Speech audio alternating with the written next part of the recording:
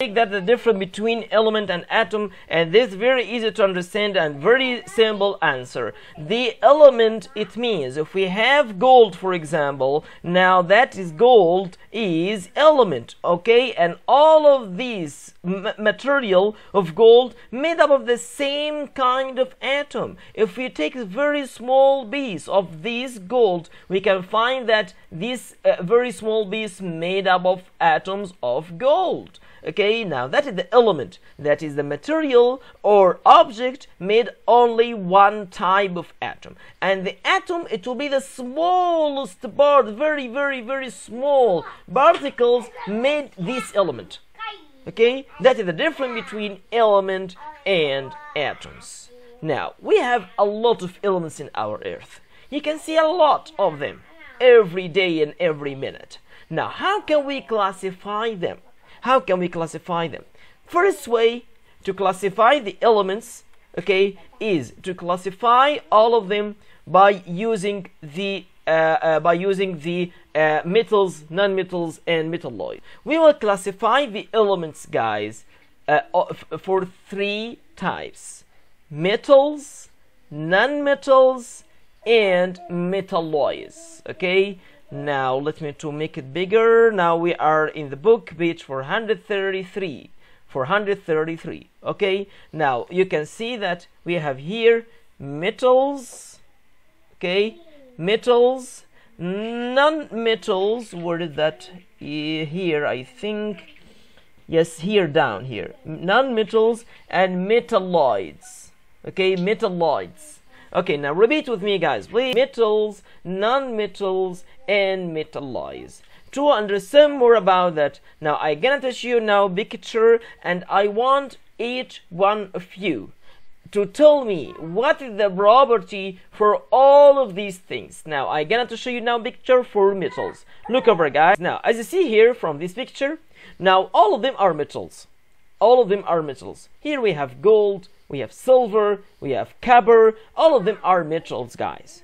What is their property for all of them? I want you to look over for just this picture and give me some property of metals you can realize or you can see it in this picture. We said that we have metals, non-metals, and metalloids.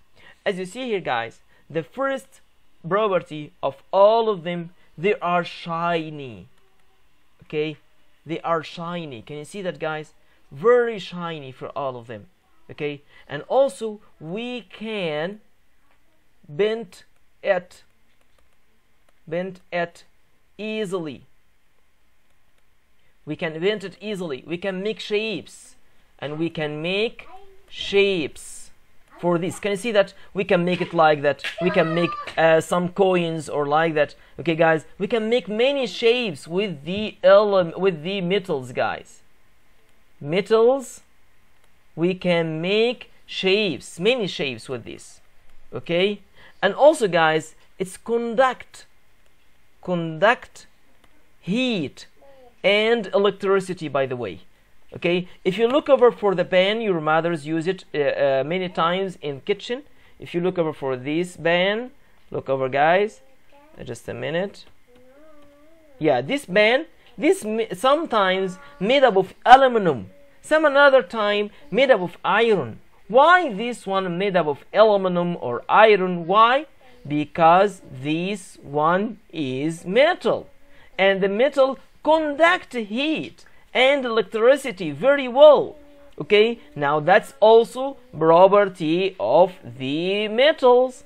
Okay, now metals are shiny, can bend it easily, and make shapes, conduct heat and electricity, and also most of them are solid. Number 4, most are solids. Okay, most of them are solids. If you look over for this picture, for example, you can see that here. Now this, okay, can you see that here? All of them are solids, but we have just one of the metals not solid. That's the mercury. But anyways, most of them are solids. Okay, again, metals, shiny, hammered, we can hammer it, we can make shapes, conduct heat and electricity, most are solids. Non-metals will be opposite of metals. Now if we said that metals are shiny, non-metals are not shiny, we can say that they are dull.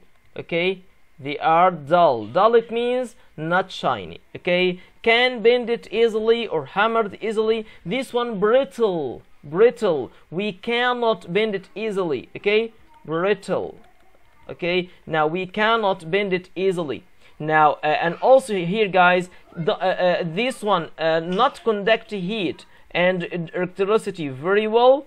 Okay, and non-metals, some of them gas state or liquid or solid. Okay, now we have three states of them. Okay, like what guys? Like oxygen, like hydrogen, like nitrogen. All of them are non-metals. Like sulfur, look over for this picture I'm gonna show you now here. Now this sulfur and carbon, can you see that? Sulfur not shiny. We cannot make shapes from the sulfur. If we try to bend the sulfur, it will become like sand. Okay, brittle. We cannot make any shapes from that. You know, that is the difference between metals and non-metals. Will become between both, between metals and non-metals. Metalloids not conduct heat and electricity very well like metals, and not poor conductors like non-metals. Between metals, okay, and non-metals, between both of them. Okay, now look over guys for the picture for silicon, for example. Okay, now I'm going to show you now picture for silicon to understand more about that. Look over. Okay, now that is the picture for the silicon. Can you see that here? Now can you see silicon? Silicon not really shiny guys, not really shiny. Okay, and this one not really strong like the solids, like gold and like that.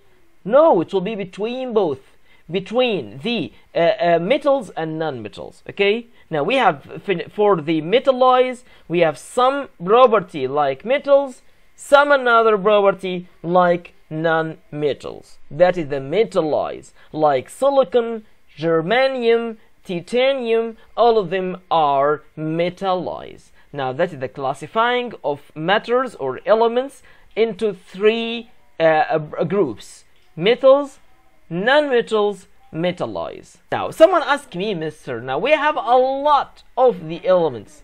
We have copper, iron, aluminum, sodium, potassium, calcium, chlorine, gold. They have too much, mister. How I can realize, how I can understand that is metal, this non-metals, like that? The scientists ask themselves the same question. They ask themselves the same question, because that they will make something called periodic table. Look over in your book, page 434. You can see that the periodic table. The periodic table, that is table, they will rearrange all of elements in this table to make it easier to understand and memorize and study. Okay, if you look over this table, you can see colors, right? You can see purple color, you can see green color in next page, you can see yellow color. What does it mean of these colors? The purple color, it means metals. The yellow one, it means metalloids. The green one, it means non-metal, like that. Can you see that it will be much easier to understand and memorize? When you look over for this diagram or for this table, you can understand very well the metals and non-metals and metalloids. And by this way, the scientists can study the elements much easier. Okay, and by using this periodic table. Okay, that is called periodic table, the table of elements. But we will study and understand more about the periodic table next session, inshallah. But I give you a very simple idea about that today and complete tomorrow, inshallah. Okay, now this is the periodic table. As you see here, they will rearrange all of the elements in this table, and we have colors for this table to classify the elements by their color and by their metals, non-metal, and metalloids. Okay, now what about symbol? What about symbol? You can see that this symbol, it's come from the name of each element. Okay, now but in fact guys, not all symbols it will become the English name for this element. For example, let me to ask you a question. I will choose any one of them, and I want you quickly open your microphone and tell me what is that. For example, I said H. You would said what? Hydrogen. That's the element name is hydrogen. Okay? Do you understand the game? Let's start. Here, guys, we can see that some of these symbols, it will be the same name of the element, like O, oxygen, N, nitrogen, C, carbon, F, fluorine, Cl, chlorine, He, helium, Ne, neon, Ar, argon, like that. You can see that the same name, the same symbol. But in other hand, we have another elements, not the same symbol, the same name. If you look over for Au, for example, Au, that's symbol for gold. Okay, should to be Go. Go. Why is this put here? Au. Au for gold. How Au for gold? Because sometimes they will use the Latin language. The gold in Latin language is called aurum. Okay. Yes, you can see that in your book, page 433 down. Okay, you can see that here, aurum. Aurum, that's the name of gold in Latin language. Aurum. Okay, aurum, that's the Latin language of gold, because that they will use Au, the symbol of gold. Okay, guys. Now at the end, we said that the periodic table, this table, we will rearrange all of the elements in this table and make colors for them to make easier to understand. And the symbol here, it will be the symbol of name of element, but sometimes we can use the English name or the Latin language name for the element, and we will use the capital letter to name the element. It means if we are talking about hydrogen, H, uppercase. If you are talking about nitrogen, N, uppercase. If you are talking about for oxygen, O, like that, uppercase. But if this symbol, two letters, first one become uppercase and the second letter will become lowercase. Helium, for example, He. Okay. Now argon, for example, Ar, uppercase, lowercase. Okay. If the symbol one letter, just uppercase. If the symbol two letters, it will be uppercase and lowercase for this symbol. Okay, this is the symbol, and this is the very general idea about the periodic table. We'll explain that in next session, inshallah, more about that. Okay, now if you have a question, please raise your hand up to ask.